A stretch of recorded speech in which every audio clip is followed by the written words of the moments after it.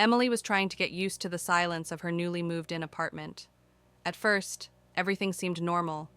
However, a week later, something began to change. One night, she woke up suddenly from a deep sleep. When she opened her eyes, she heard a strange sound in the room, the faint clicking of something. But the sound wasn't coming from her room.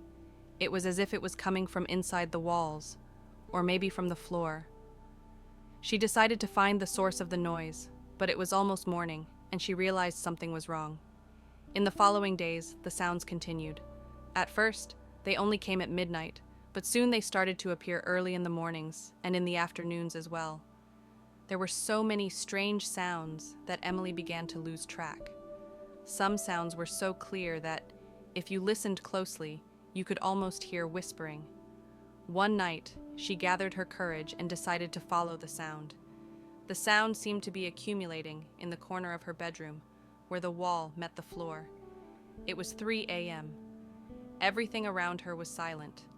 With her phone in her hand, she approached the wall, trembling with both fear and curiosity.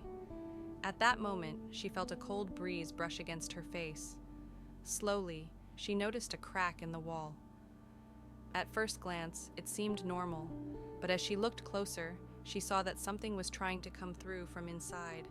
The sound stopped abruptly. Emily knew she shouldn't miss this moment, so she used her phone as a light and got closer to the crack. Suddenly, the crack began to widen. Something, a shadow-like figure, was emerging from it. Emily took a step back, but this thing grew even larger and filled the room.